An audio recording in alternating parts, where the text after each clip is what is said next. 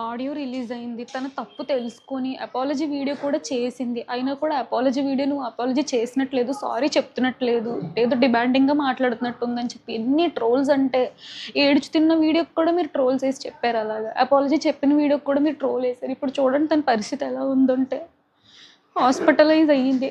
హాస్పిటల్‌లో బ్రీతింగ్ అందక ఐసీయూలో ఉంది. ఆక్సిజన్ పెట్టారు. అసలు ఇటువంటి ఘోరమైన స్థితి ఎవ్వరికీ రాకూడదు. తను చేసింది తప్పే అండి. నేను కాదనట్లేదు, ముమ్మాటికి తప్పే. కానీ తను చేసిన తప్పుకి రియలైజ్ అయ్యి సారీ అడిగింది కదా! యాక్సెప్ట్ చేయొచ్చు కదా! పెద్ద వీడియో చేసే స్థితిలో లేదు తను ఆ రోజు. అయినా కానీ సారీ అడిగి వీడియో చేసింది. కానీ ఈరోజు ఆ వీడియోకి కూడా ట్రోల్స్ ఏస్తున్నారు. మీమ్స్ పేజెస్ వాళ్ళు, ట్రోల్స్ పేజెస్ వాళ్ళు ఎవరైతే ఇన్‌స్టాగ్రామ్‌లోని, యూట్యూబ్‌లోని థంబ్‌నెయిల్స్ పెట్టి మరి చెప్పలేనండి. మొన్నే మా ఇంట్లో మా డ్యాడీ చనిపోయారు. 3 నెలలు కూడా అవ్వలేదు ఆయన చనిపోయి.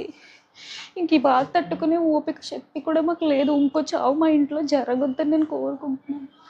ఆ పిల్లకి ఏమవుతుందో అనిపించింది. పచ్చళ్ళ బిజినెస్ వద్దు, యూట్యూబ్ వద్దు, ఏమొద్దు. అది సేఫ్‌గా ఉంటే చాలు. ప్లీజ్ మీకు దయచేసి రిక్వెస్ట్ చేస్తున్నాను. ఈ ట్రోల్స్, మీమ్స్ ఏవైతే ఉంటే కొంచెం ఆపండి. మిమ్మల్ని రిక్వెస్ట్ చేసుకొని అడుగుతున్నాను.